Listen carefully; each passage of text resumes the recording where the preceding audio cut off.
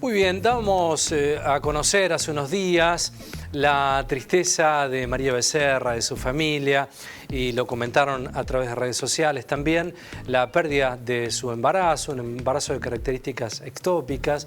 Bueno, generó mucha conmoción en la comunidad que sigue a María Becerra, en ella, en su familia, en sus allegados, porque es una situación que se repitió nuevamente, había tenido un episodio de similares características el año pasado. Bueno, para saber de qué se trata un embarazo ectópico, se ha empezado mucho a hablar de estas características, de estas cuestiones, nos parece interesante traerlo al doctor Adrián Rosa, que es médico sexólogo de la UBA y docente de educación sexual integral. Doctor, un gusto, un placer saludarlo. ¿Cómo le va? Hola, ¿cómo andás? Te saludo a vos, Ezequiel, y a todos los televidentes. Un placer estar en contacto. Bueno, por favor, doctor, para nosotros también un placer que estés con nosotros para hablar de la definición de embarazo ectópico. ¿Qué es? Bueno, lo primero que quiero decir, Ezequiel, como vos te referías, es ser muy cuidadosos porque hay una familia que está sufriendo, exacto, hay una mujer que está internada, sí, y esto, por supuesto, nos afecta como sociedad, ¿no? Corrernos del amarillismo y dar información para la gente. Y ahora sí, entrando en el tema, un embarazo ectópico es cuando el embarazo se anida fuera del útero, en una zona que cerca del 95% es en las trompas de falopio. También puede ser en el ovario o en otras zonas, y a partir de ahí empieza a dar síntomas como sangrado, dolor en el abdomen, ¿sí? Molestias, y por supuesto en clínica decimos amenorrea, que es el sangrado con abdomen blando. Es muy posible que sea un embarazo ectópico, que hay que solucionar, porque indudablemente esto pone en riesgo la salud de la vida y no va a llegar a término, ¿no? Pone en riesgo la salud de la madre. Claro. ¿Cómo es el tratamiento, doctor, cuando se detecta este tipo de embarazos? Bien, en este caso el tratamiento en muchos casos puede ser médico y o quirúrgico. Hay que tener en cuenta algo importante que vos dijiste, Ezequiel. El porcentaje de embarazo ectópico es del 1 al 2% de todos los embarazos. Pero una vez que alguien tuvo un embarazo ectópico, la segunda posibilidad que se vuelva a repetir aumenta entre un 5 y un 18%, Mirá, que es lo que parecería que lamentablemente pasó con María Becerra. O sea que hay que concientizar, hay que hacer los controles ginecológicos, hacer el dosaje de gonadotropina coriónica, cómo está, sí, ver los síntomas que tiene la madre y a partir de ahí concurrir para que en el centro de salud se determine qué es lo que hay que hacer. Estaba leyendo un poco de información y dice que lo denominan el gran simulador, ¿no? Porque tiene todas las características que pueden definir un embarazo de características naturales, ¿no? Atraso menstrual, bueno, varias cuestiones vinculadas a una situación que se lo define, ¿no? Como el gran simulador a este tipo de embarazos. Sí, exactamente. Por eso a veces cuesta diagnosticar y la mujer cree que está embarazada, es cierto, claro, está embarazada, pero el embarazo está el feto en un lugar que no corresponde y que no va a poder seguir con la gestación. Entonces hay que hacer no solamente las prácticas médicas, sino también el acompañamiento de equipos interdisciplinarios de salud mental, porque este proceso, ¿sí? La mujer que está ilusionada con un embarazo es un golpe muy fuerte. Y otra cosa importante para decir es cuando sabemos las causas, aunque no podemos determinarlas, sí sabemos que las mujeres fumadoras tienen más riesgo, quienes han tenido infección o inflamación pelviana, ¿sí? Quienes han tenido algún otro proceso en la zona genital pueden tener más riesgo de tener un embarazo ectópico. Doctor, es interesante, usted lo decía, un tratamiento interdisciplinario, ¿no? Porque es un tema muy sensible para la persona que lo vive y también para su contexto, su entorno. Sí, Ezequiel, esto que vos decís es muy importante, porque la salud es integral. Mirá, yo te voy a explicar cortito. Física, mental y sexual. ¿Y por qué digo esto? Acá estamos un problema físico, orgánico, que están solucionando, que la están estabilizando para que se pueda recuperar. Recordemos que María Becerra estuvo en terapia intensiva.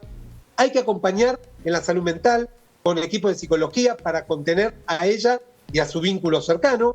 Y también sexual, porque acá hay algo que no se habla. ¿Cómo va a ser la sexualidad de María Becerra, claro, o de cualquier persona que sufre un trauma como esto? Claro. Y esto lo veo en la consulta de sexología. No es un tema menor. Reiniciar va a ser con miedo, con dudas, y esto no lleva al disfrute sexual, que sería algo que viene a posterior, pero que muchas veces no se habla. Y yo como sexólogo de la UBA tengo que decirlo también. Todo lo que afecta a la ginecología o la urología en la mujer o en el hombre deja marcas que a veces inciden en la sexualidad, Ezequiel.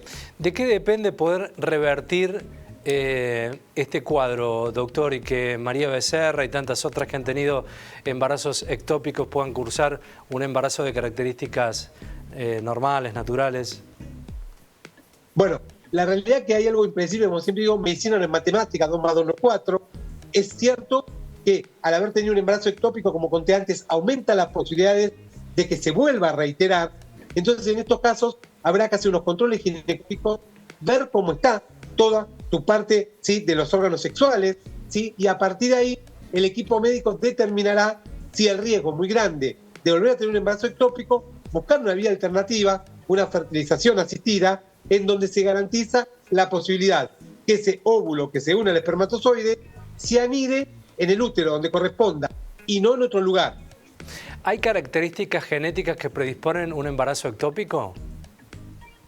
Sí, a ver, lamentablemente pasa en un porcentaje bajo, pero cuando a vos te toca, sos el 100%. Alguna malformación puede incidir, pero muchas veces esto no lo determinamos, porque tenés que hacer una ecografía, tenés que ver cómo están los órganos sexuales. Como les conté, por ejemplo, algunos métodos anticonceptivos, como tener el DIU, puede incidir en mayor porcentaje de embarazo ectópico.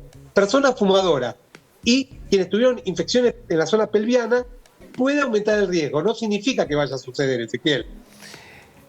El contacto y la consulta ginecológica son claves, doctor, ¿no? Siempre, previo a pensar en un embarazo, hay que planificar durante el embarazo y luego en el posparto. Es fundamental esto porque después del parto, muchas veces no se habla, por ejemplo, de métodos anticonceptivos, de cómo se puede cuidar a esa mujer. Y muchas mujeres creen que al estar dando el pecho a su bebé no van a quedar embarazadas. Y pueden quedar embarazadas igual. Entonces la consulta sexológica, ginecológica o al profesional que corresponda es importante para poder disfrutar de una vida plena y acompañar un proceso que te va cambiando con la vida. Fue muy interesante la acción que hizo el equipo de prensa y la propia María Becerra. Con personas con tanta exposición, es parte de empezar a sanar también, ¿no? Porque son momentos muy difíciles los que se viven, se atraviesan ante una situación de estas características y después teniendo que pensar que uno tiene que explicar cuando son personalidades públicas. Me pareció una buena medida hacer este comunicado explicando la situación, ¿no? Sí, me parece que sirve para concientizar, pero también pensemos de personas anónimas que no tienen los medios económicos ni la fama que tiene María Becerra y que transitan esto olvidadas, porque su pareja, su esposo no entiende lo que yo contaba antes, que esa mujer tiene miedo a reiniciar su vida sexual, que esa mujer tiene miedo a tener un embarazo, porque las vivencias son personales. Entonces, sirve para que lleguemos a los lugares donde no hay medios de comunicación, donde no hay atención médica o se dificulta mucho, porque una cosa es hablar desde la ciudad de Buenos Aires o de Córdoba capital, y una cosa en lugares alejados, donde hay muchos mitos y tabúes, tenemos que desterrarlo para gozar de una vida plena. Doctor, utilizo los últimos minutos para consultarle respecto al dengue. Nosotros recién dábamos una noticia de esta beba de 14 meses que había fallecido. Hay que esperar estudios, no está 100% chequeado si es realmente el dengue. Hay un caso parecido de una joven de 25 años en Rosario. ¿Cuál es hoy la situación del dengue en la Argentina? Bueno, esto es lo que nos sorprende. Pensemos que en el anterior verano hubo muchísimos casos en todo el país. Este verano fue bastante tranquilo dentro de lo que creíamos. Por eso digo que a veces nos sorprende el cambio climático, un montón de cosas impredecibles. Hoy está con no el pico de casos que esperábamos y ahora como baja la temperatura es posible que no haya alta incidencia. Pero sí lo que quiero decir, para llevar tranquilidad, es que no hay que demonizar al dengue. El dengue no tiene una estadística de una alta tasa de mortalidad. Por supuesto que lo produce. Y más quien tiene dengue por segunda vez, donde la posibilidad del dengue hemorrágico es más frecuente. Pero aún teniendo dengue hemorrágico, no es que se va a morir la persona. Se complica. Y dependiendo de la edad, los antecedentes, puede tener más problemas. Entonces digo, seguir descacharrando, usando repelente quien pueda. Ante síntomas como dolor de cabeza, detrás de los ojos, náuseas, vómitos y diarrea, manchas en la piel y fiebre, consultar en el hospital. Y por favor, no googleemos todo. Porque muchas veces esa información nos desinforma, nos genera miedo y todos creen, tengo dengue, me voy a morir. No, a veces pasa, pero no en la mayoría de los casos. El dengue no mata en una estadística muy grande, pero por supuesto duele mucho, molesta y es preferible no tenerlo. Sigo insistiendo con las campañas nacionales, que no las veo hace muchos años en la Argentina, respecto a este tipo de cuestiones, ¿no? Qué necesario sería un Estado presente para que estas recomendaciones, a través de todos los medios de comunicación, sean materia cotidiana, ¿no? Bueno, Ezequiel, coincido al 100%.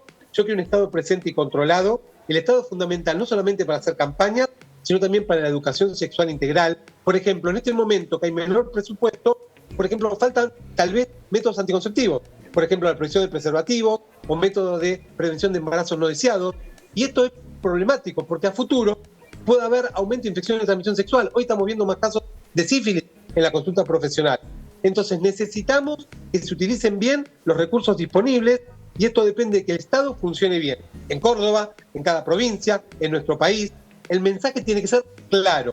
Recursos para donde se necesitan, bien usados, no malgastados, y si hay corrupción, ir hasta las últimas consecuencias con el corrupto. Pero por un corrupto no saquemos recursos que son muy importantes, más en la salud, que en estos momentos mucha gente no puede pagar una prepaga y termina atendiéndose en el Estado, en el sistema público. Un placer, doctor. Gracias como siempre. Lo siguen en redes, ¿no?